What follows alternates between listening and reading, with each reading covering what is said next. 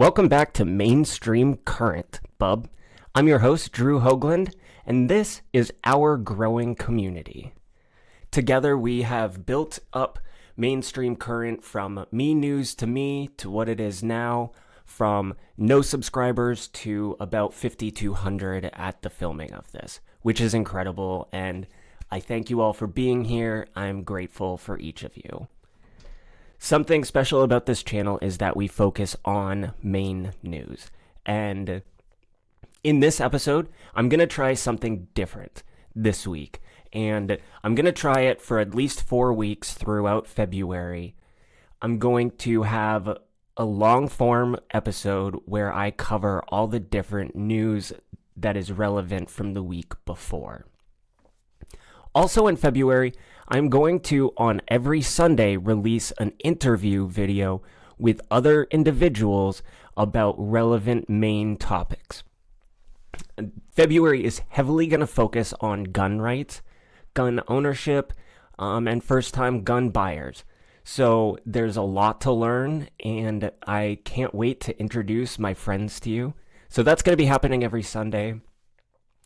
But at least once a week, I'm going to have a long form where I cover all the different stuff in an hour or more and get all the different news that's relevant to you. And then I'm probably going to break them up into segments and release them on their own. So that way, if the other headlines don't interest you, you can just listen to the ones that do. So before I get into it, we're going to heavily cover the different legislative drafts that are going through Congress currently. There are many of them, which is natural because if just one bill was introduced by every congressman or woman, there would be a lot. So we're going to get into those different bills. The prevalent ones, there's a lot, like I said, but I'll kind of touch base on the ones that are important, that I see as important. I am pulling heavily from Maine Wire today, but I also have articles from Bangor Daily News and WGME. I will have all the links down below. So, starting off with some of the bills that are going to be here: banning paramilitary training camps, mandating sexual harassment training for constitutional officers, no ban on homeless camp clearings. We're going to heavily focus on homelessness and the housing crisis in Maine in this episode. We're also going to take a look at the Aroostook County Transmission Line and what that means for Mainers, and for average Mainers, and for us financially, and all the aspects. We have... I tried to intermingle videos into what I present so that way I could kind of have different attention, capture your attention in different ways. We're then going to move over to rural Maine, where I'm going to focus on the Aroostook County line because I think it's an important focal point, and what we decide now with this is going to have long-reaching effects. So I pulled up a couple different articles on that. Each time I start a segment, I try to have a video. And then from there, we're going to get into the right of housing and homelessness. After that, we're going to get into guns. We're going to get into gun control that is trying to be.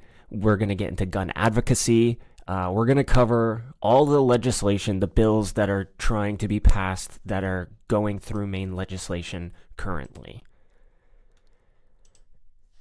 And I have several of those, with an interesting one by Steve Robinson about Senate President Troy Jackson, a Democrat from Allagash.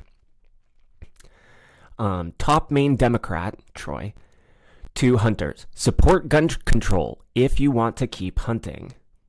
That's pretty ominous, and I don't like how threatening it sounds to my basic right to food, which Maine did pass. So I don't know what Troy Jackson is thinking there, but stick around because we'll look into it together. Then we have Janet Mills endorses Planned Parenthood-backed abortion amendment to Maine Constitution. Ironically, on the cover, or the photo that is with this article, my body, my vote. And it's just like, my body, my choice. Unless it comes to getting the jab or not, then it's not your body and you must do it. But when it comes to, well, we'll get into that. We'll get into that one more. Then quickly, we're going to touch on how Maine is trying to decriminalize hard drugs and what that could possibly mean for us as a state. Spoiler alert, it's not good. And then lastly, we're going to end on what happens to be a contentious note. Supporters and critics of gender-affirming healthcare vote down overly complex bill. So it's going to be about I'm trying to see the bill number, LD 1735, intended to safeguard gender-affirming healthcare. And as a gay Mainer, my opinion on this might interest you. So you're going to have to stick around until that point when we cover that at the end. We're going to look first to Bangor Daily News, and I'm going to read a section on no changes to the Aroostook Transmission Line. Several bills affecting the Aroostook Renewable Gateway Project, a transmission line that will run from a new wind farm in northern Maine to the regional grid in Kennebec County, did not advance Thursday. And so this was back November 9th, 2023. But I have more up-to-date information. This is just introducing what was happening. So it didn't advance that Thursday. Although lawmakers and Governor Janet Mills approved the project earlier this year, various town boards and residents have argued it would encroach on private properties and also criticized the legislature for okaying it before developers publicized the potential route. One proposal from Senator Chip Curry, a Democrat of Belfast, would have prevented the use of eminent domain to build the transmission line. The council voted 5-4 to pass it, but advancing measures to 2024 takes 6 yes votes. The council was down one member Thursday with the absence of House Minority Leader Billy Bob Fockingham, a Republican from Winter Harbor. Similar bills from both Republican and Democratic lawmakers on eminent domain or requiring the examination of alternative routes also failed to advance, along with a resolve from Representative Stephen Foster, a Republican out of Dexter. That would have required the legislature to reconsider approval of the Aroostook Renewable Gateway Project. Now that I've introduced it a little bit, let's go ahead and we are going to watch a video together. The Maine Public Utilities Commission has its hands full with proposals for a new high-voltage transmission line for Maine. This one would connect clean energy projects in northern Maine to the New England grid. Newsletter Maine's Hannah Deneen explains.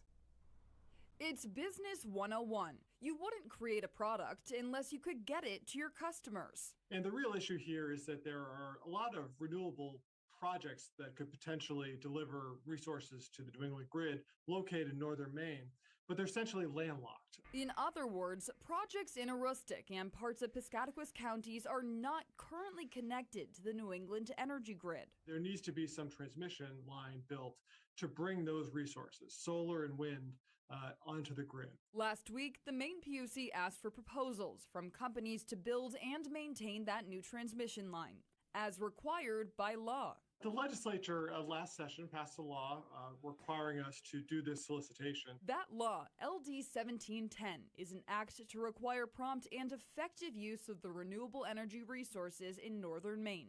It was introduced by Senate President Troy Jackson, who lives in and represents Aroostook County. A lot of opportunity for jobs and getting that energy out, and this being the way that Maine meets its renewable energy goals. Right now, any clean energy power generated in Aroostook or northern Piscataquis counties has to go through the grid in New Brunswick before it makes it to any homes or businesses in Maine. It's a situation that Jackson says is unattractive to investors. We have been hamstrung by running our power through New Brunswick. He says a transmission line here in Maine would unlock the county's potential to become a big part of the state's clean energy future. At this point, I think most people are very excited about the opportunities that could be happening in Aroostook. The PUC is requesting proposals through spring with the goal of selecting bids by next September. Hannah Deneen, News Center, Maine. News Center Maine's Hannah Deneen. Correct. I do not think that Mainers are excited about what can happen up in Aroostook, and it scares me that just because it goes over private property that it's a normal legislative vote when these are private individuals' properties you're talking about. Eminent domain, I can understand it very, very, very, very, very seldomly. Other than that, we are going down dangerous road by making it that people do not have the freedoms that they used to with their own property. And that is not good. That is terrifying. So the Maine Wire from Seamus Othud. Rural Mainers urge ban on seizing private land via eminent domain for wind project backed by foreign asset funds. Mainers appeared in Augusta on Wednesday, and this was written January 24th. Mainers appeared in Augusta on Wednesday to defend their right to private property during a public hearing on a bill which would prevent the state from forcibly seizing private land for the construction of a high-power transmission line.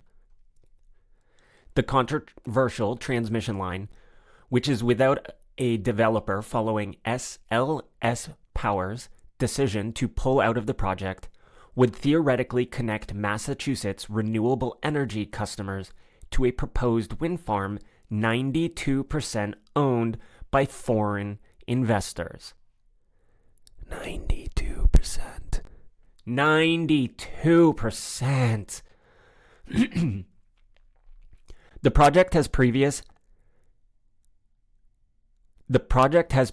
had the backing of a bipartisan group of Aroostook County politicians, including Senate President Troy Jackson, a Democrat out of Aroostook, Senate Republican leader Trey Stewart, Republican out of Aroostook, and Representative Austin Terrio, a Republican out of Fort Kent, who is also running for Congress in Maine's 2nd Congressional District.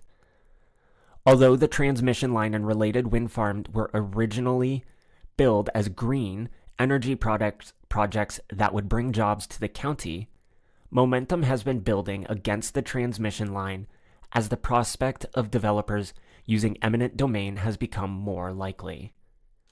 Last summer, when my husband and I learned that we might lose a portion of our home to a high-voltage transmission line, we were devastated. Our hearts were shattered, and our sanctuary was under threat, said Tanya Blanchard, a Maine landowner and advocate against using eminent domain for the transmission line. Senate Chip Curry, Democrat out of Waldo, presented his bill, LD 2087, at a public hearing of the Committee on Energy, Utilities, and Technology, EUT. Senate Curry's bill would entirely prohibit the use of eminent domain in the construction of the controversial Aroostook Renewable Gateway, the name that's been given to the transmission line that would connect New England's power grid to the proposed King Pine wind farm. The gateway is an energy transmission line that would cut 160 miles long, 150 feet wide swath through northern and central Maine in the name of providing customers, most of whom would be based in New Hampshire, with electricity that would qualify for renewable energy certificates, RECs, under the Regional Greenhouse Gas Initiative, RGGI. Due to the size of the transmission line, eminent domain would almost certainly need to be used to seize land necessary for the project from rural landowners. Senate Curry, a Democrat who supports Maine's renewable energy efforts, was nonetheless opposed to the use of eminent domain to build the transmission line. Although his bill simply stops the use of eminent domain, he suggested that the EUT consider alternatives such as the use of existing corridors or the use of public other than private land. Blanchard, along with one of her sons, sat through a 4-hour hearing on another topic in order to be able to testify in defense of the family land that they love. One landowner, Brooke Delorme of Palermo, whose land will not be directly impacted by the transmission line, spoke out to defend the rights of those who were affected and to point out the impact on the nearly 3,000 parcels of land adjacent to those affected. If a property were impacted by the view of a transmission line, it could have a 63% property value diminution, said Delorme, citing information from the New Hampshire Public Radio.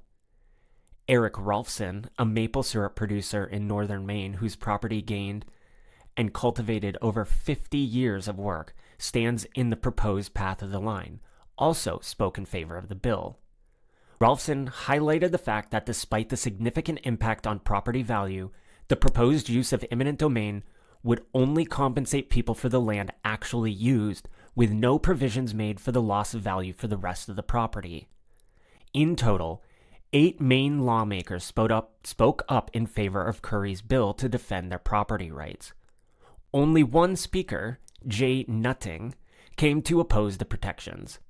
Nutting is a professional lobbyist from Main Street Solution who spoke on behalf of the Maine Renewable Energy Association. Lobbyists are awful people. It's illegal in a lot of countries to lobby. Here in America, it should be illegal. And lobbyists, people that do that for a job, for a profession, don't trust them. Don't trust them. The Maine Wire is the only outlet in the state that has reported on the foreign financial interest behind the Aroostook Renewable Gateway, which is another reason why I love the Maine Wire.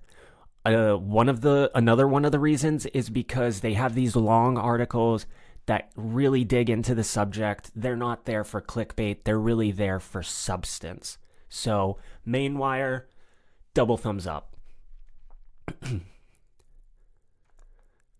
In September, the Maine Wire reported that the King Pine Wind Farm, a project of the Boston-based Long Road Energy firm, was owned 92% by foreign interests, including the Foreign Wealth Fund of New Zealand, a large New Zealand-based asset fund, and a German asset fund. From September, the New Zealand Super Fund, aka the New Zealand Superannuation Fund, reported owning 40% of the Long Road Energy in 2021 and 2022, according to their annual report.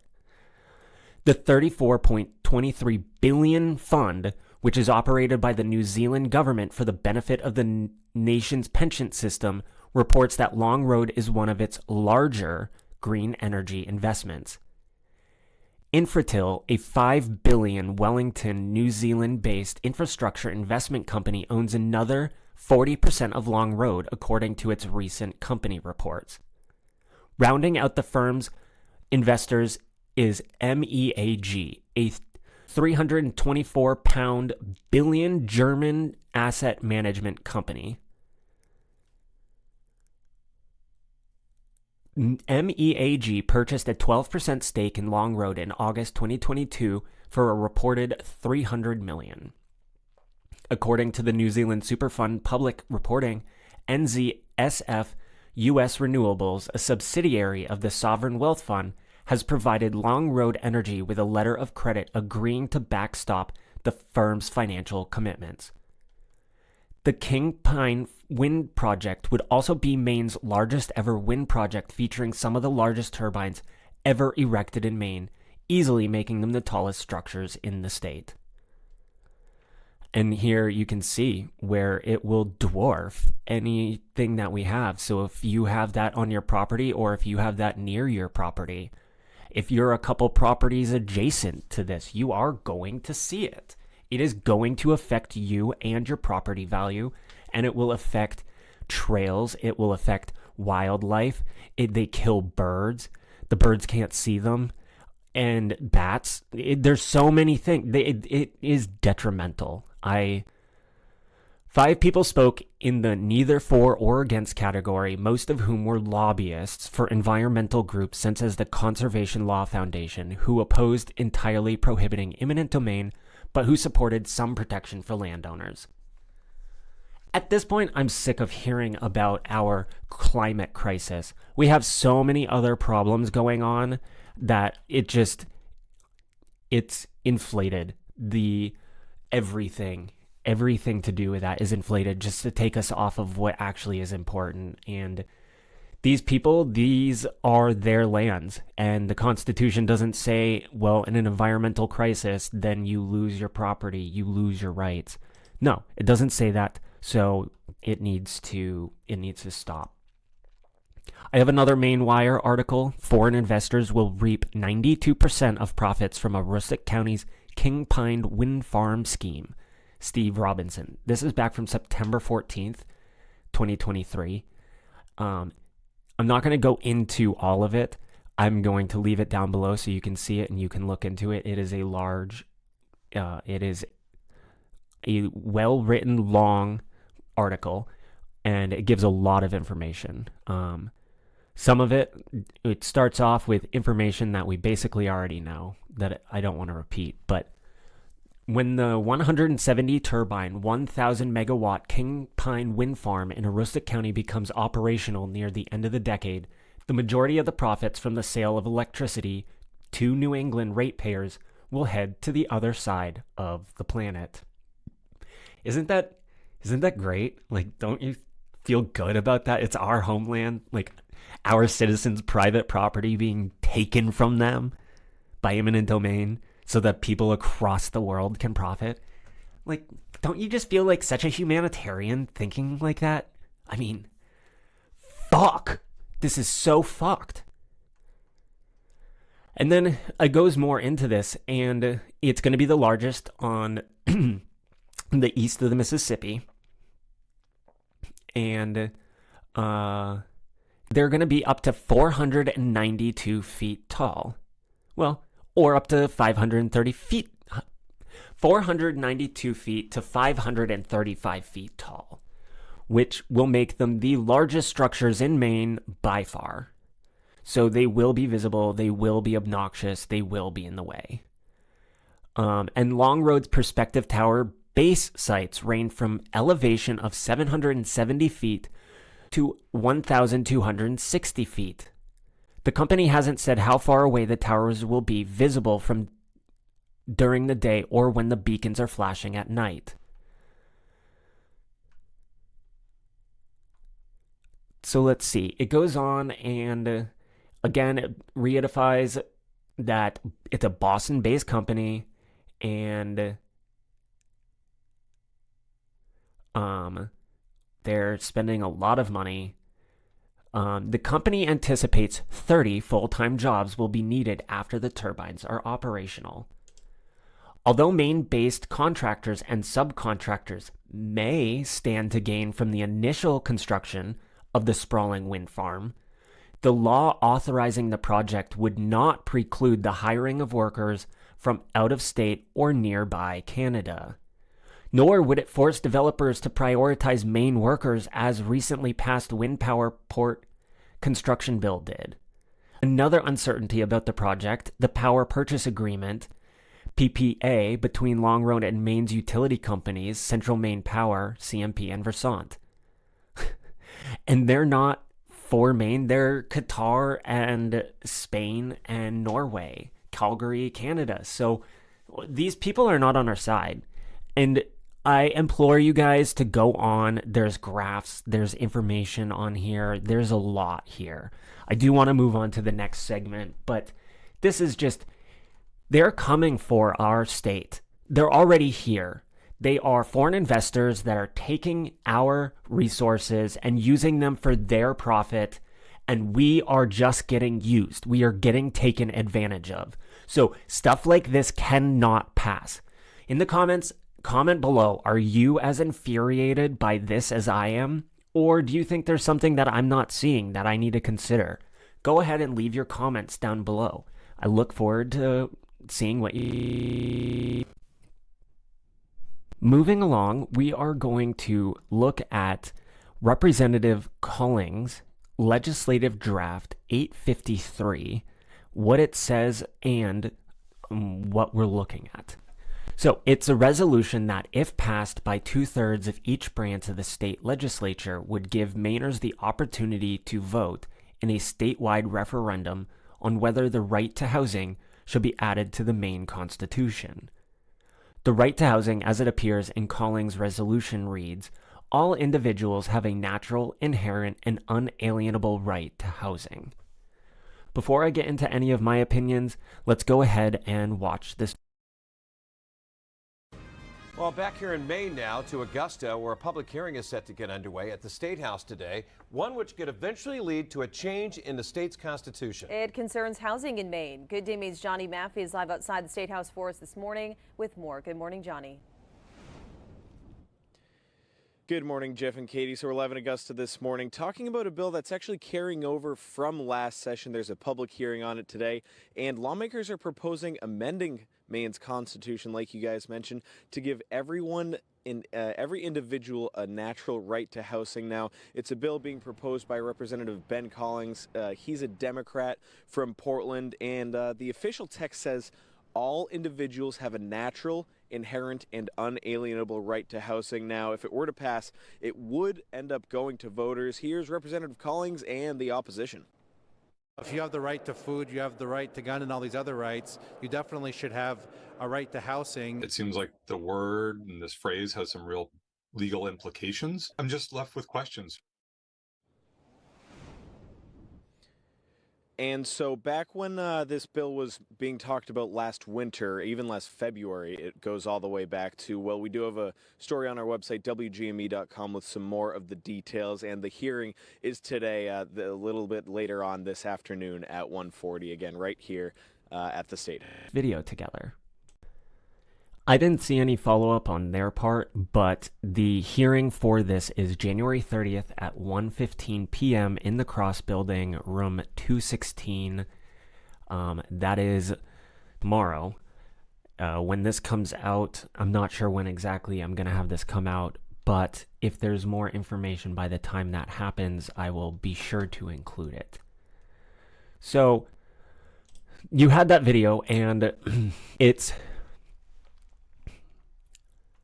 left me conflicted because I understand what Collings is saying. And at first I had apprehensions. And just like the guy at the end, I have questions.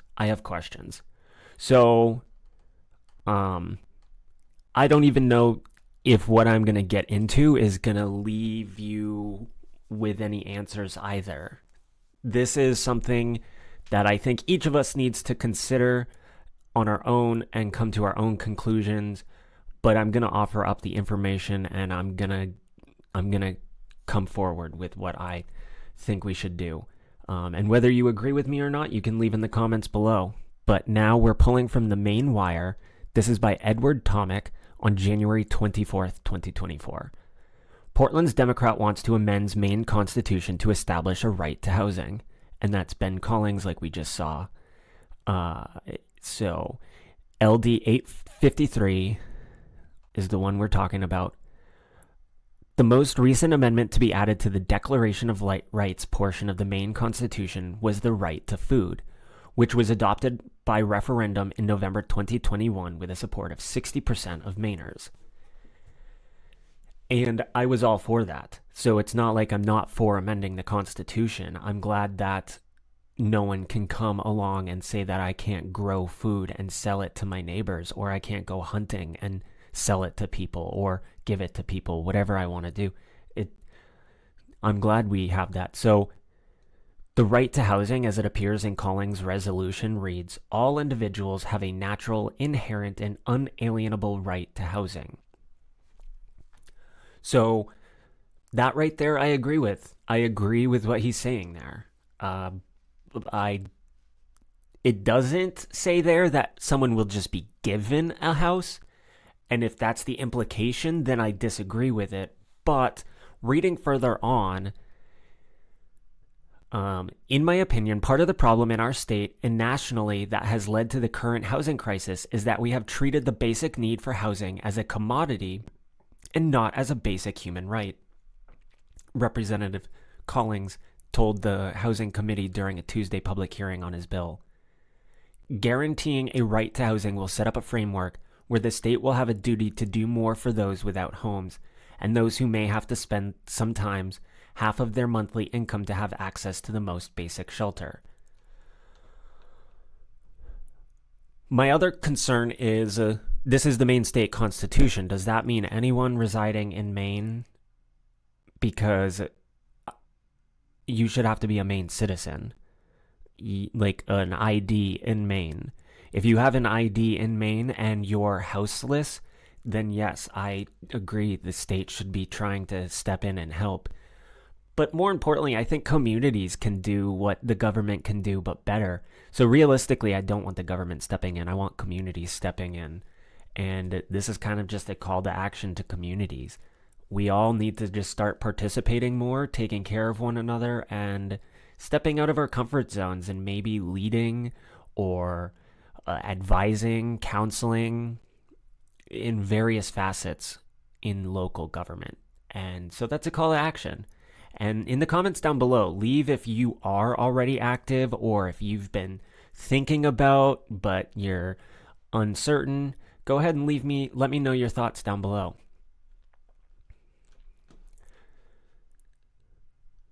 During the testimony, Collings responded to criticism that his proposal to establish a right to housing would mean that Maine will be giving people free homes. That was a major concern early on of mine. That is a very inaccurate assessment, and that is not our constitutional... Okay, let me start over. I think it's the way he said it, so that's the way it's transcribed. That is a very inaccurate assessment, and that is not our constitutional rights work, Collings said.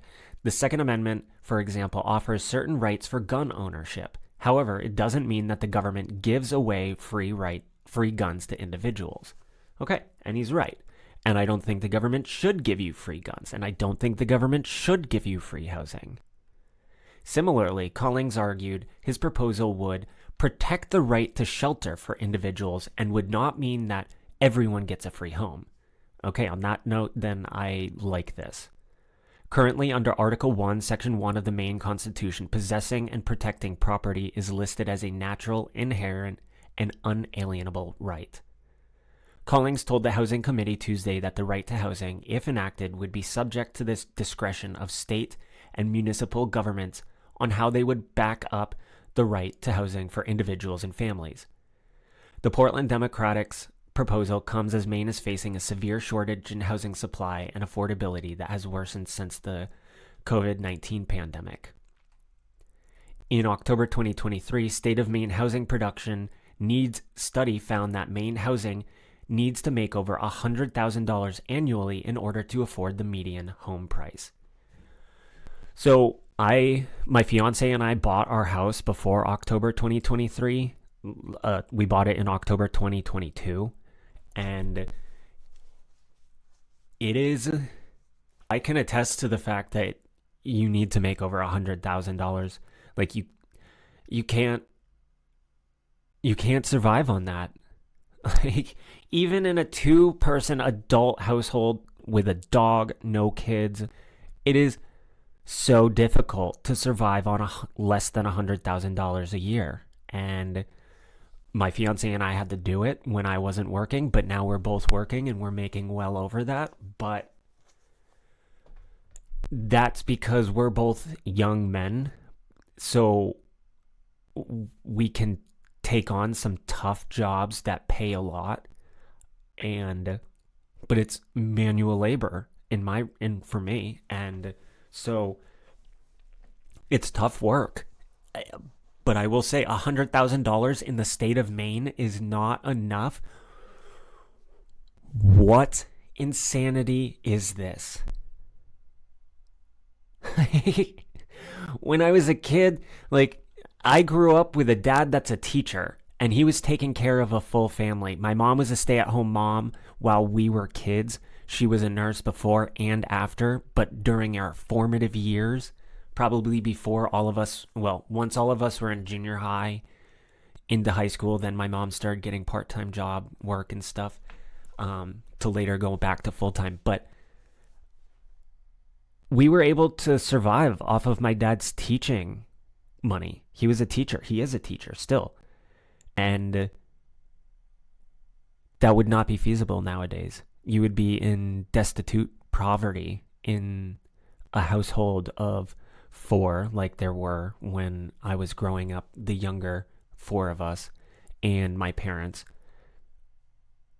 You need both parents working nowadays, and even here in the state of Maine. And that is something, honestly, Governor Janet Mills should be ashamed of, and other lawmakers, because that's disgusting. When most of the jobs here in Maine, the average Maine income is like $58,000 maybe.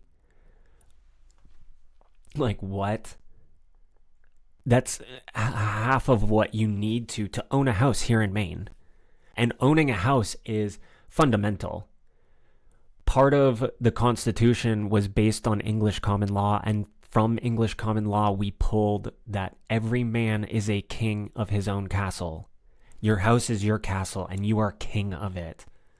But it's becoming more and more unattainable, and that is appalling, and we have to do something about it.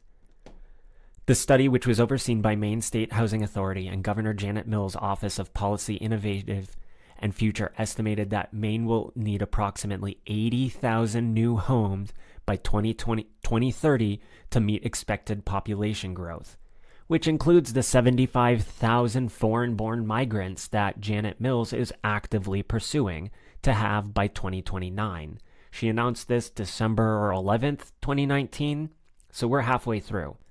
And she's clearly getting her way, because there are more and more immigrants coming, and they need housing, and so do Mainers. And people are having to live with their families, with roommates, when they otherwise wouldn't, because they can't afford a house, even working full-time. If you're working full-time as an adult and you don't have any other expenses, you don't have children or dependents or anything, you should be able to afford a house. We are in Maine. So this goes on, and Maine Democrats are also seeking millions in new funding for homeless shelters. This was also written by Edward Tomick of the Maine Wire from January 23rd. Maine State Representative Colleen Madigan, a Democrat of Waterville, has sponsored a bill that would provide the state's low-barrier homeless shelters with a $2.5 million subsidy. According to the Maine State Housing Authority, a low-barrier shelter is an emergency shelter for the homeless that does not require residents to submit to criminal background checks, to provide identification or income verification, to participate in any mental health or substance use disorder program, or to be sober. Currently, there are 5 low-barrier shelters in Maine, all run by private organizations: Hope House Health and Living Center in Bangor, Mid-Maine Homeless Shelter and Services in Waterville, and Portland's Milestone Recovery, Elena's Way Wellness Shelter, and Florence House Women's Shelter. Representative Madigan told the legislature's Housing Committee during a Tuesday public hearing on her bill LD 2138 that the state's 5 low-barrier shelters operated on a collective deficit of $3.9 million during the 2023 fiscal year. We just, in my opinion, we keep focusing on the wrong things.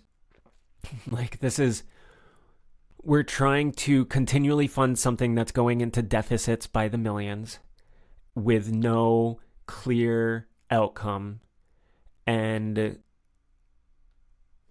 90 to 100% of shelter guests at Mid-Maine Homeless Shelter in Waterville experience addiction. We need to deal with addiction and with the mental health crisis. We don't need to deal with guns. We don't need to deal with having more homeless shelters. We need to get to the bottom of mental health. Why is it on such a sharp decline?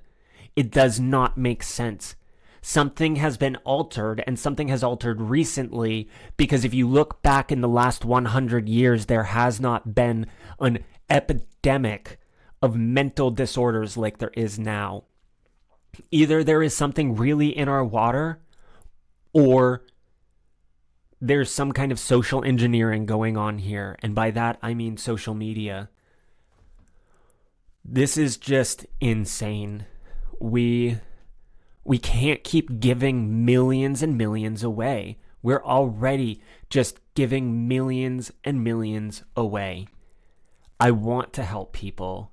But how can we keep helping people if every time we turn around, we're being stripped of something else? We're being forced to pay something else.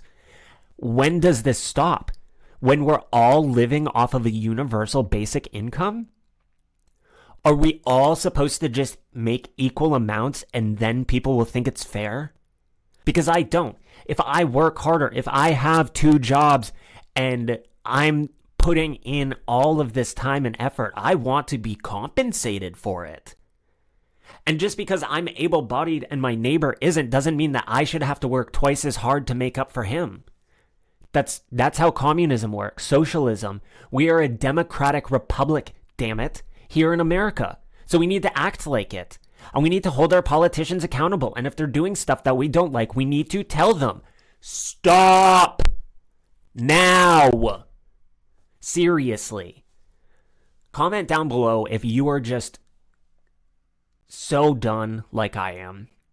Comment down below. What are you guys doing to get more involved? What are you doing to try and be more than just a keyboard warrior?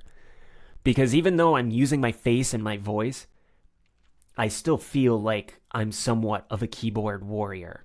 So I want to know what you guys are doing to work on how you're getting better at being more than a keyboard warrior.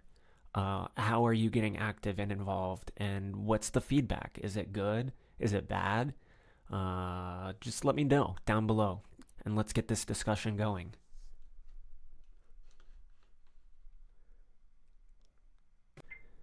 Well, bub, I don't think you find this surprising. Maine is a top focus for national gun safety advocates pressing for new laws this year, reported by Maine Public. Nicole Ogrisco, I think. January 25th, 2024. Maine is a top focus for national gun safety advocates pressing for new federal and state laws this year. The interest comes after a mass shooting last fall that claimed the lives of 18 people in Lewiston. In a virtual press conference Thursday with the advocacy groups Everytown for Gun Safety and Moms Demand Action, State Senator Ann Carney said she believes new gun safety regulations could also address issues other than mass shootings. We also know that this legislation will help us address suicide and domestic violence homicide, 2 long-standing and acute causes of firearm-related death and injury here in Maine, she said. About 89% of gun-related deaths in Maine are by suicide, according to CDC data. Carney said state lawmakers are still crafting new gun safety legislation, and it will take time to build the kind of broad coalition that it will take to pass these bills into law. Everytown advocates say in Maine they're prioritizing new policies that would limit access to assault weapons and require a 72-hour waiting period for gun buyers before completing a purchase. The group also wants to see Maine pass an extreme risk or so-called red flag law. So in that short article, I have so many problems. I'm glad they did not name the Lewiston mass shooter, piece of shit human being that he was. There are still articles that I have read that do, and it upsets me. And I can respect groups trying to petition for what they believe is the answer, but with so much resistance, they should realize that they're facing a lot of opposition, and if they're facing that much opposition, we're not all people that are violent and evil criminals. So if they're facing so much opposition, then maybe they need to change course rather than trying to Red Rover their way through us. And then also, legislation will help us address suicide. I have a problem with that. Making laws to address suicide is a slippery slope.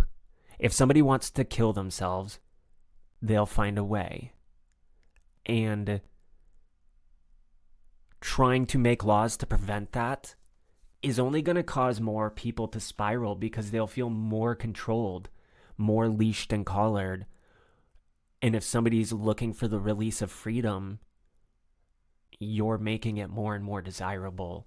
So I don't like where they're trying to go for suicide. It's something, again, we need to look at mental health. We need to look at the mental health of individuals. We need to focus on that. We need to put our time and effort and money towards that. Come on. It's so obvious and apparent at this point. And in the Constitution, it doesn't say anything about a 72-hour waiting period. And if you start changing or adding little prefixes like that to the Constitution, that is more than a slippery slope. It is a damned cliff that you will fall off of. And then assault weapons, that is such a vague term, and there's so many issues with it that we need to not consider that. And then the red flag law, the so-called extreme risk red flag law, the yellow flag law didn't work. So why are more laws going to suddenly work? The mass shooter was known about by several agencies and nothing was done accordingly. Punish them, not us law-abiding citizens. Us law-abiding citizens should not be punished. And by doing that, by having gun control and gun reform because of a mass shooter, a criminal, you are in effect creating criminals out of decent law-abiding citizens that have no other choice but to disobey because the Constitution tells them that we, the people, have the power, not you. Government and politicians, you have the power that we give you, and we, the people, are taking it back. So you can't call that treason because we are not allowing you to have power anymore. You are no longer our babysitter. We are calling into action other people. We want new faces. We want to go back to the Constitution. We want to go back to the way that things were. And we don't want you in our lives as much as you have been. Smaller government all the way. Now, moving on, we're going Maine lawmakers returned to Augusta today for the start of the new legislative session, and the debate on gun laws is already beginning. Hundreds of advocates and supporters for gun safety held a rally this morning at the State House right there. They also paused for a moment of silence to honor the victims and the families of the Lewiston mass shootings. Arthur Bernard, who lost his son Arthur, spoke to the crowd this morning and said something must be done. Some groups like Gun Owners of Maine say Maine needs to protect the rights of citizens and enforce existing gun laws. Meanwhile, the Maine Gun Safety Coalition is hoping proposed bills address background checks for all gun sales, a red flag law, and an assault weapons ban.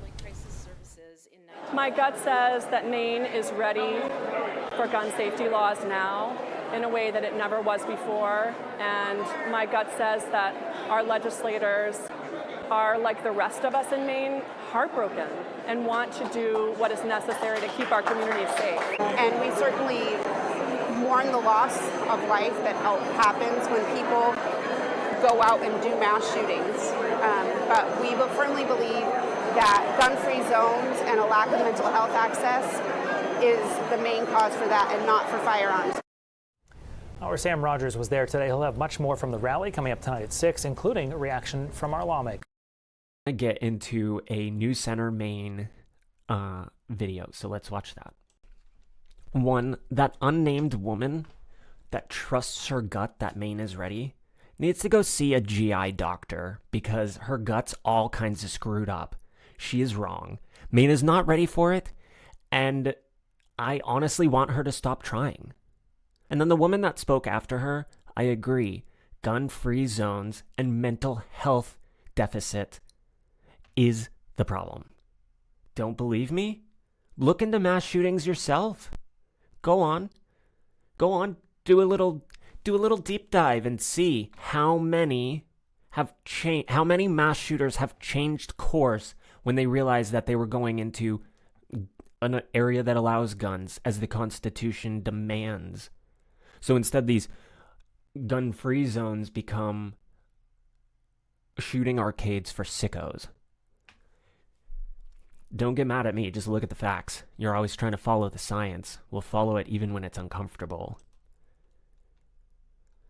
Maine lawmakers will consider these gun-related bills after the Lewiston shooting by Billy Coben. This goes back to November 9th from the Bangor Daily News, but I just wanted to touch on it. The Legislative Council, a 10-member panel of top lawmakers, met on Thursday to greenlight new measures for consideration. In even-numbered years, members can only submit legislation that a majority of leaders deems as an emergency. Thursday's meeting was originally scheduled for October 26, but delayed after a gunman on October 25th killed 18 people and injured 13 others at a Lewiston bowling alley. That is so... You know what? I don't know if I knew that. That they were going to be meeting the day after the Lewiston mass shooter went on a rampage. There's so many questions from that time that I still have. So it talks about one of okay.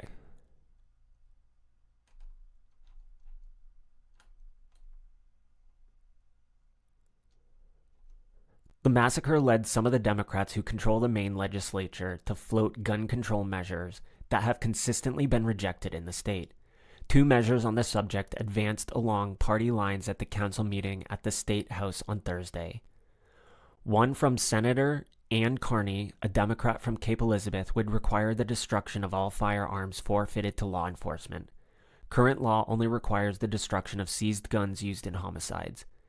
The other one, from Representative Vicky Dudera, Democrat of Camden, who co-chairs the Gun Safety Caucus. Her bill would allow people to put themselves on a list preventing them from purchasing firearms, which she said could prevent suicides. All right. If that's voluntary, then absolutely. I think people should be able to, in a moment of clarity, be thinking, I have this firearm and I've been really bad lately. I fear nighttime because it makes the demons come out and play.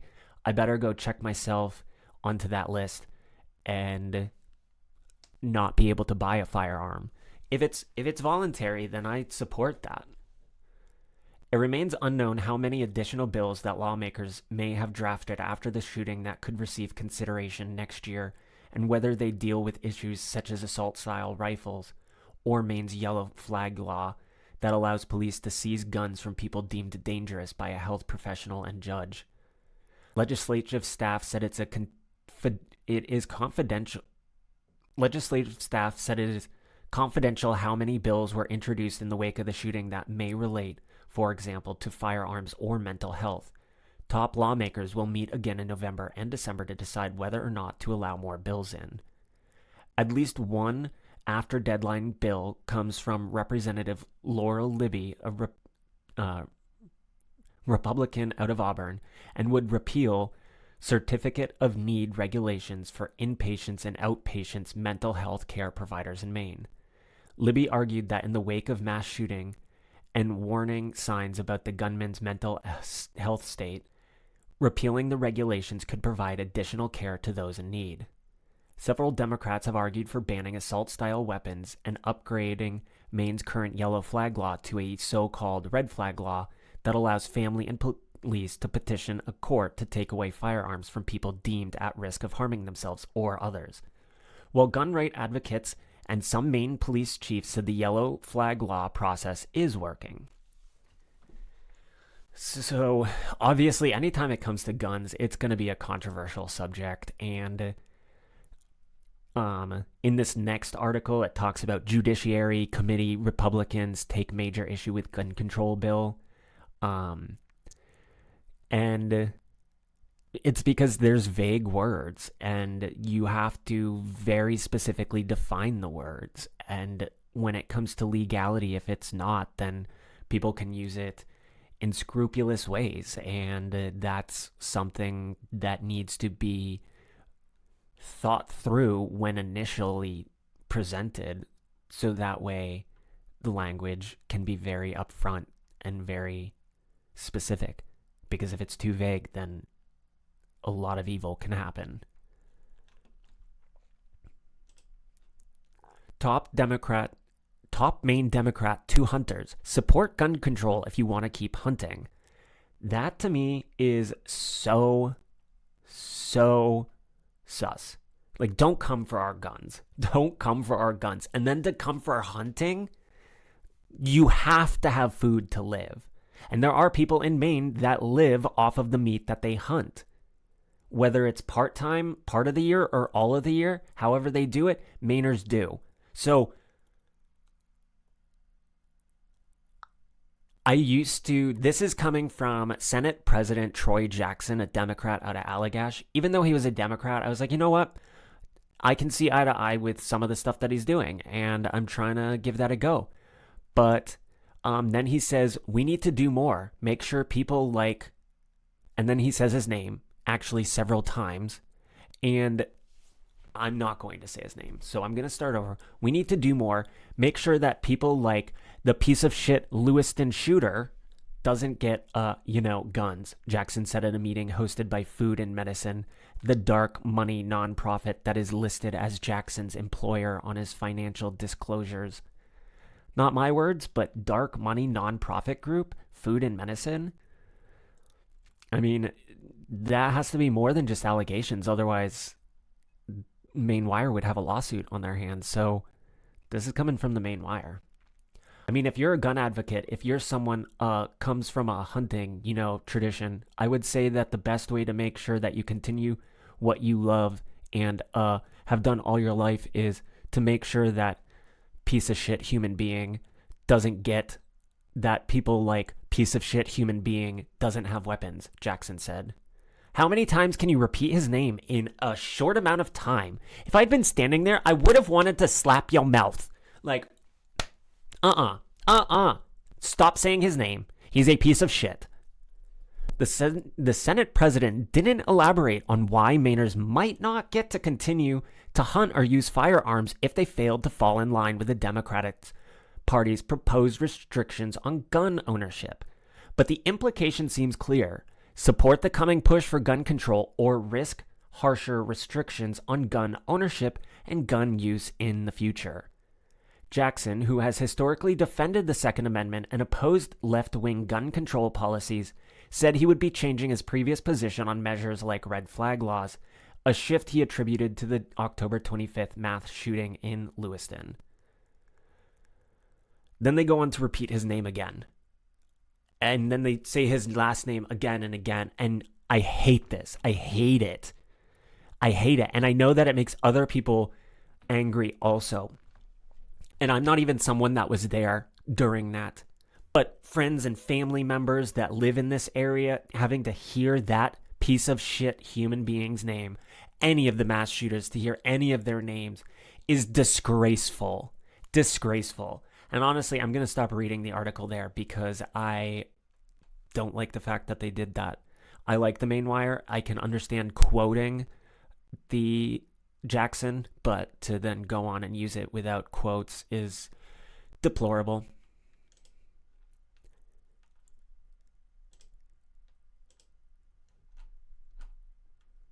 So I guess I got through what I was going to talk about with guns, and that happened a little bit faster than the Second Amendment to gun rights or gun control. Do you support the Second Amendment or do you support amending the Second Amendment? We need to have these discussions. They're uncomfortable. They're hard to have, but we need to have them. So let's start some discussion down below and let me know what you think about the articles that I read just now and what your thoughts are as far as yellow flag laws versus red flag laws. Should we have any? So Go ahead, down in the comments below, leave your thoughts. Next up, bub, we're discussing the decriminalization of drugs here in the state of Maine. I mean, aren't you not surprised at this point that Maine, under the leadership that we are going in the direction that we are? Because I'm not, unfortunately. The bill I'm talking about is LD 1975. It's an act to implement statewide public health response to substance use and amend the laws governing scheduled drugs. It's carried over from last year. The bill establishes the Substance Use, Health, and Safety Fund in the Department of Health and Human Services. Money deposited in the fund must be used by the department to oversee, approve, and provide grants and funding to agencies, organizations, and service providers, including the federally recognized Indian tribes in the state and service providers that are affiliated with federally recognized Indian tribes in the state, to increase voluntary access to community care for persons who need services related to substance use as set forth in the bill. By June 30th, 2024, and annually thereafter, the legislature must appropriate to the fund an amount sufficient to fully fund the services as set forth in the bill. The bill repeals the laws that make possession of Schedule W, X, Y, or Z drug and use of drug paraphernalia a crime. It also repeals the laws governing the civil violation of use of drug paraphernalia and possession with the intent to use drug paraphernalia. No, this is categorically a bad idea. Have we not looked around at other states in the U.S.? Have we not seen other countries in the world? No, this is so plainly awful. So plainly awful. And it's, well, okay. Let's see what proponents have to say before I go on. Lawmakers discuss a new bill proposing the decriminalization of certain drugs and more funding to help those facing substance use disorder. An act to implement a statewide public health response. LD 1975 is presented by Representative Lydia Crafts. It would create a dedicated fund to improve access to resources and set up establishing centers throughout the state where patients can get health assessments and screenings for substance abuse. We need to show that there is a support network out there. Advocates for the bill say there are nearly 170,000 Mainers in search of treatment, but there's a shortage of recovery centers. There's just not anywhere for these people to go. The only bed they get is behind bars. That's it. And they don't get any help while they're there. What I'm seeing in my daily work life is that there isn't enough services. Nicole LeMay, another advocate for this bill, says she battled substance abuse disorder for years. LeMay was incarcerated for drug possession. Now she works in recovery to help other Mainers battling addiction. As far as incarceration goes, it doesn't treat the trauma, it doesn't treat the underlying causes of substance use. If anything, it re-traumatizes us.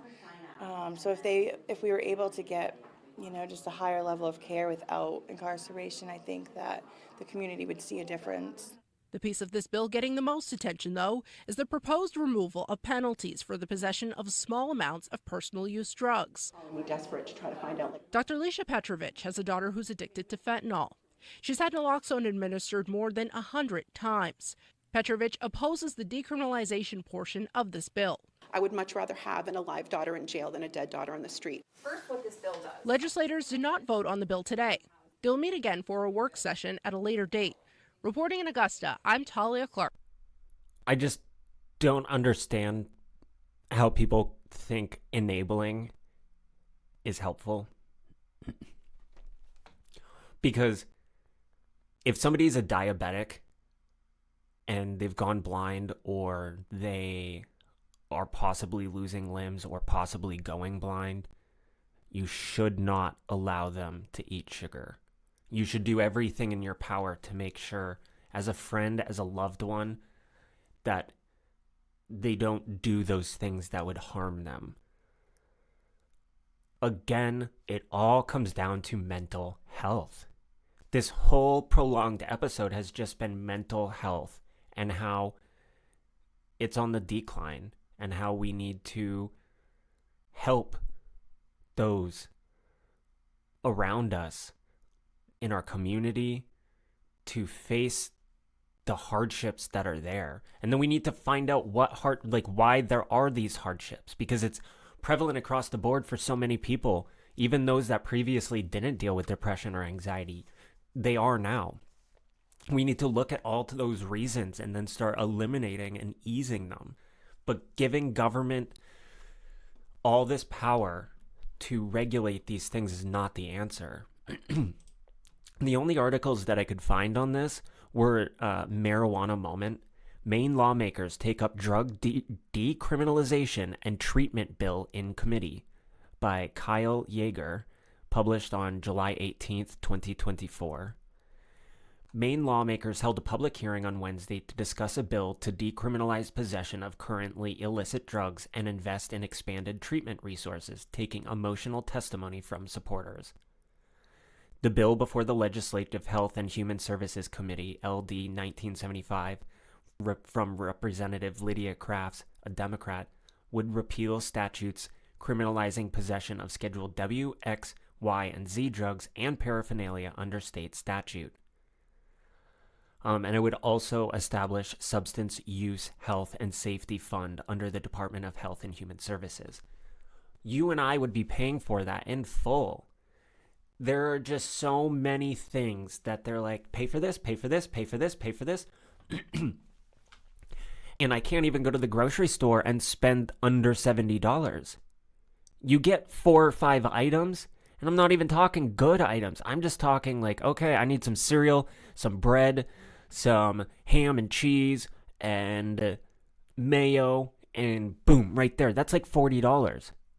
Like, it's nuts. It is crazy what is happening. And they want more and more money.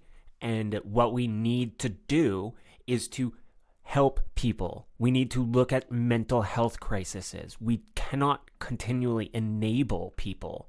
We can't give them drugs to then have them overdose on them. I don't want to be complicit in any of it. If anything, it should be harder. Why are opiates so easy to get?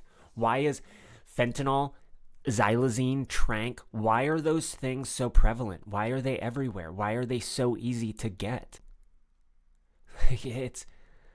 There's another article here from Marijuana Moment. Maine activists rally behind drug decriminalization bill up for legislative hearing this week, July 15th. So this one came out right before. This one's by Evan Pop, Maine Morning Star.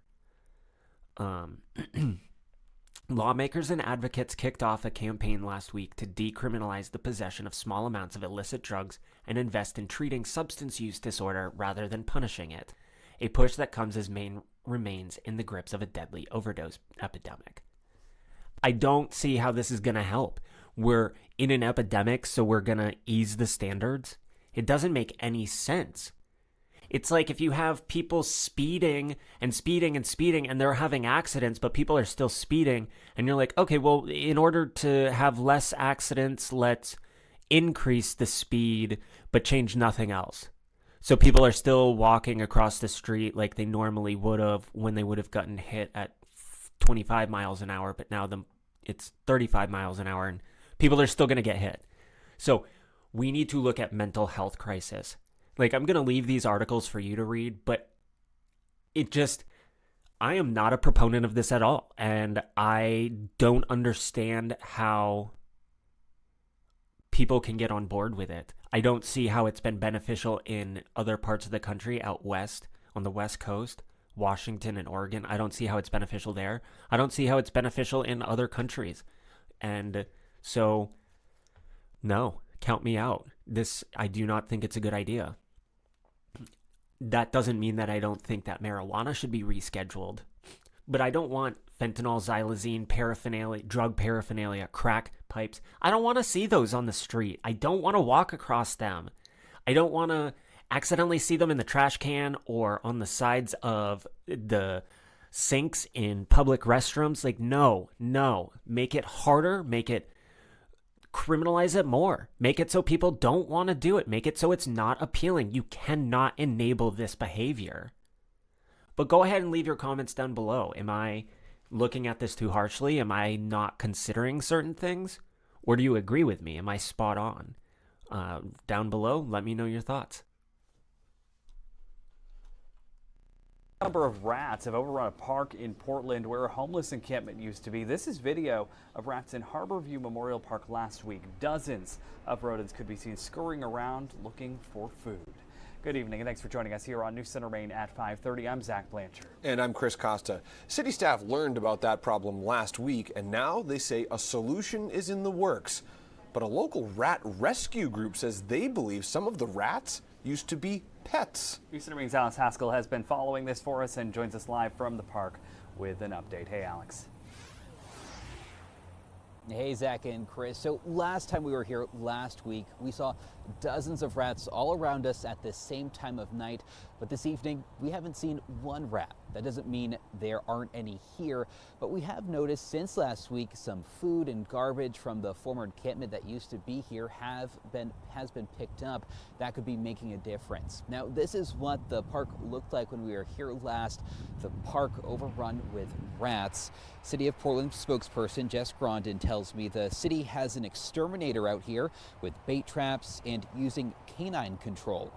Grondin says things are going well and expects these efforts to continue over the next few weeks. We've also learned through the nonprofit Mainly Rat Rescue. In recent days, there have been private citizens coming to this park with humane traps.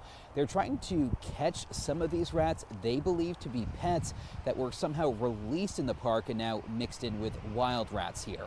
Mainly Rat Rescue thinks about a dozen pet rats have been rescued from the park so far.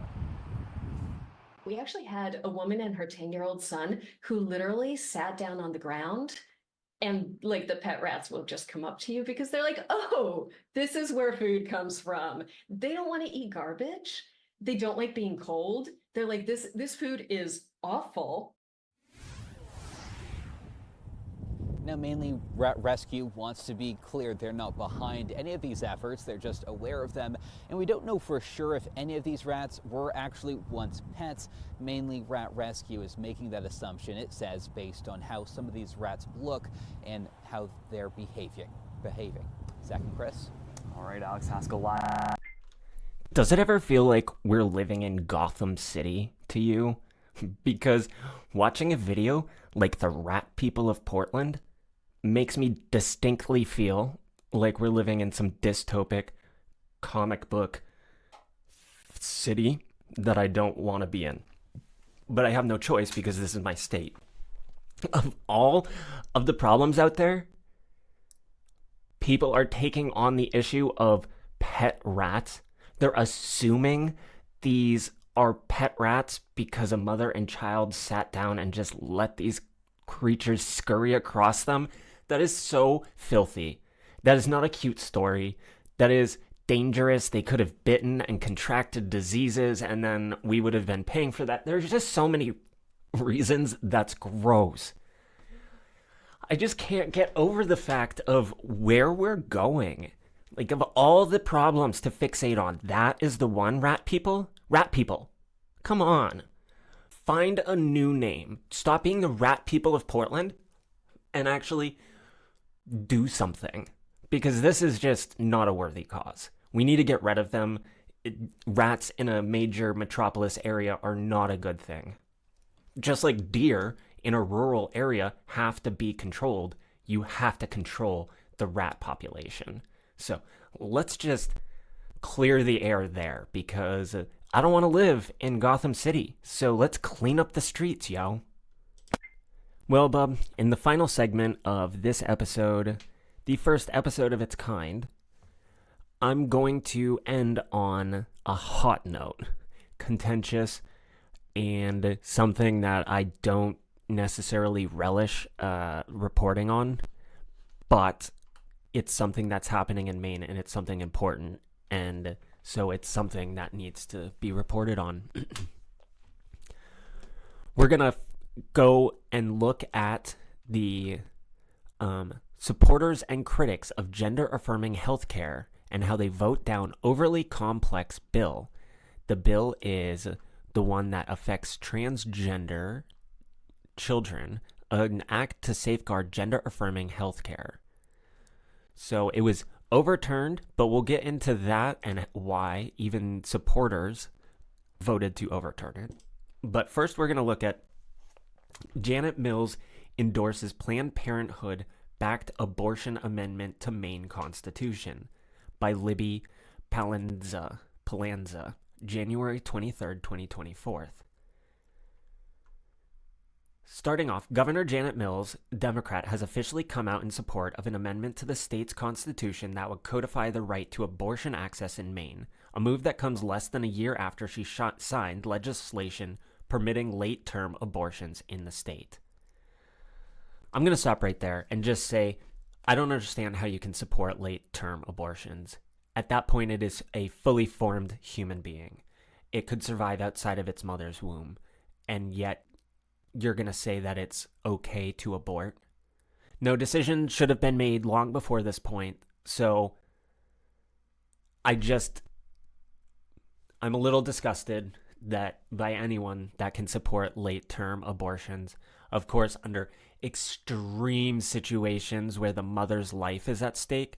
But we're in a first world country, and we have all kinds of medical equipment, and the mother's life is not often in jeopardy. If it is, then I can concede. But you're weighing one life over another, so that's difficult. Late-term abortions, that's off the table. Governor Mills embraced both changes to Maine's abortion laws despite promising multiple times during her re-election bid against former Republican Governor Paul LePage that she would seek no changes to Maine's abortion restrictions. If approved, the proposed amendment would declare that every person has a right to reproductive autonomy that may not be denied or infringed upon by the state nor any political subdivision of the state. The full amendment reads, every person has a right to reproductive autonomy. Neither the state nor any political subdivision of the state may not deny or infringe a person's right to reproductive autonomy unless the denial or infringement is justified by a compelling state interest and is accomplished using the least restrictive means necessary. Nothing in this section narrows or limits a person's right to privacy or equal protection. For purposes of this section, the state's or political subdivision's interest in denying or infringing a person's right to reproductive autonomy is compelling only if it is for the limited purpose of protecting the health of the individual seeking care, is consistent with accepted clinical standards of practice and evidence-based medicine, as does not infringe on that person's autonomous decision-making. In a press release published Monday morning, Mills expressed support for LD 780, touting a number of other abortion-related legislation that she's signed in recent months, including the dramatic expansion of access to late-term abortions that went into effect this past October. The governor, in collaboration with the legislature, has enacted laws that prevent protesters from blocking health clinics that require public and private insurance coverage of abortion services, and that made those services available to people in rural and urban areas of Maine, the press release states. Last year, the governor signed into law a series of bills to protect access to abortion, including legislation that puts the decision about whether to have an abortion later in pregnancy in the hands of women and their doctors, not politicians or lawyers, ensuring that patients can get care they need when they need it, the statement concludes. This is such a tough subject. As a gay man, I don't have to deal with this, but it is something that I see around and is talked about all the time. And I work with lots of men. And when women decide to sleep with men, that's a decision. And even if those men would raise the baby, the woman can opt out of it and the man has no choice. But if the woman carries the baby to term and has the baby, even though the husband or the father, whoever he is, doesn't want the baby, he's is still going to have to pay for that baby. So it's a one-sided relationship. And if you want equality, women or anyone, whoever, it seems like white liberal women are the ones that want everyone treated equally. So if you really want everyone treated equally, then equalize that, because that, in my opinion, doesn't make any sense. Moving on, we are going to be talking about the state of Maine is looking to become a transgender safe haven as the legislature considers a bill allowing out-of-state teenagers, minor children, to get access to gender-affirming care without telling their parents, blocking police from reuniting kids to their parents, and even giving Maine temporary custody of the kids. Critics say the bill goes so far, they're calling it state-sanctioned kidnapping. One of the critics is Maine State Representative Katrina Smith. Joins us right now from Maine. Katrina, good morning to you. Good morning. Thank you for having me. You bet. So what Maine is saying is, okay, if you're thinking about changing your gender and you don't want to tell your parents and you want to get it done, come to Maine. We'll take care of you. Am I missing anything? No, Maine is going to open the doors to this and open the door to kids who meet someone on TikTok. They get the idea that they need the surgery or hormone replacement therapy, and they're going to grab a bus or someone's going to come and pick them up, and they're going to bring them to Maine, and a parent is not going to do a thing about it. Okay, so let's say then they have the gender change. Are they going to go home to mom and dad? Because that would be quite a surprise. Yeah, I went to Maine, and this is how I spent my vacation, and then what happens? They may go home to mom and dad because they realize the mistake they've made and they need the person who loves them to take care of them.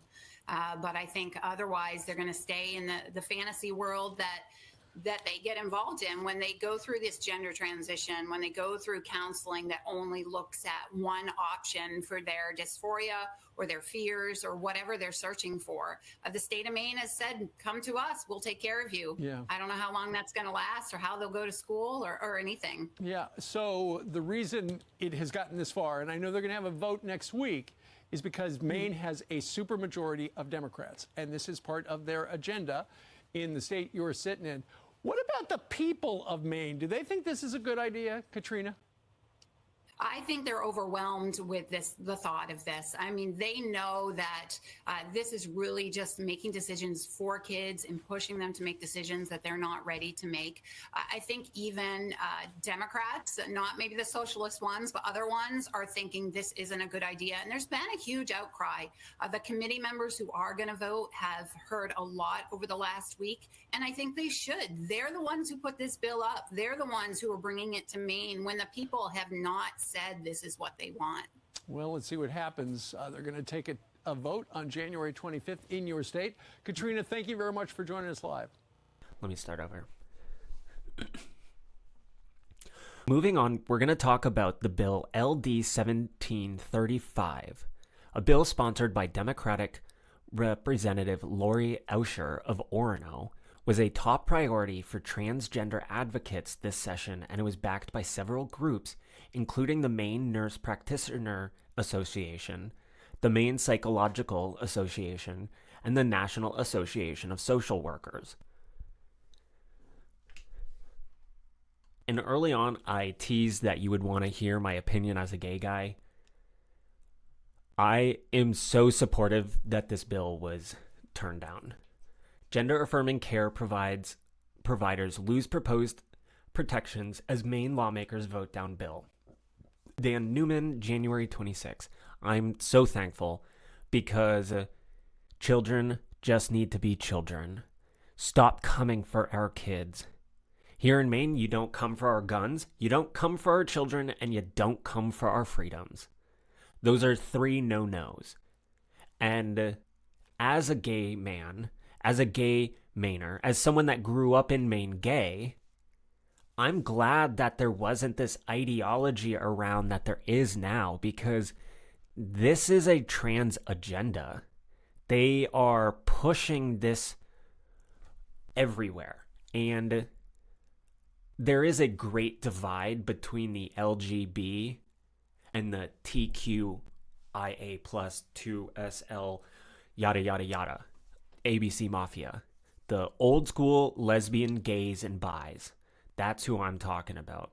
Like, we know who we are. We just happen to like the same, or we happen to like the same or different. But we still know who we are. We still are. We were allowed to grow up. We were allowed to figure ourselves out. We didn't have all this pressure. And it seems like, well, back in my day, no one was able to be out. So now in today's day, everyone will be out until they come out as straight. Like, no. This has gone way too far. This has gone way too far. And I'm so thankful that Maine turned this down, because it was looking like Maine was going to become a trans tourist area where people were going to come from out of state. Children were going to come from out of state without their parents' permission and just get their genitals mutilated. And don't get me started on puberty blockers being reversible and having no adverse reactions, because that's simply not true. And I have studied this a lot. I have spent a lot of time looking into the trans movement, seeing it for what it is. And I'm not saying that there are not trans people out there. There are absolutely trans people out there. Those people suffer from body dysmorphia, and it is psychologically easier for them to adapt in the world by presenting as the opposite sex.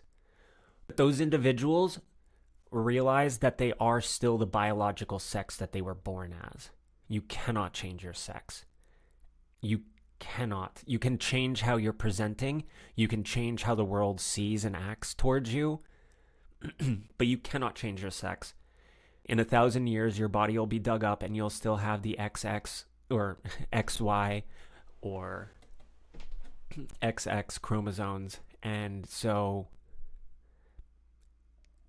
I know that's controversial. I know that's hard to hear, but it is what it is. And we need to stop being delusional. And at the end of this whole episode, it's a long episode, but at the end of it, it is all about mental health. We are in a mental health crisis. And all of these bills, all of these laws, all this news going on is not addressing the actual issue. It's not touching on it. It's not doing it. And I'm not saying I have the answers, but talking about this, getting the discussion going, making people aware, that's where we start. So I hope you stuck around this whole time. I'm going to break it up into different sections. Maybe you only watched small sections. Maybe you saw a small section and it brought you to this whole video. If so, let me know down below. And of course, if you watched till the end, go ahead and leave a mountain emoji, because you know I love seeing that. And it lets me know how engagement was going. And so just try and be the kind of person that you would want to read about in hero books. I guess just on that note, ending, when you read a book or when you watch an epic TV show, imagine the character that you are really drawn towards and try to be like that character. And hopefully that character is a good character, but if it's a dimensional character, they're gonna have flaws. And realize that those characters have flaws, but they're probably working through it. Try to be like that character if that helps spark something inside of you. Because we can do better. We can do better as a nation. We can do better with our communities. We can do more. And I believe that. And I believe that if we all just start pitching in a little bit more every day, then tomorrow will be a little less dark and depressing. Because right now, it's really dark and depressing. But anyone that's shining light is a beacon to those around them. So if you're shining light, thank you. Stay strong and have a good night, bub.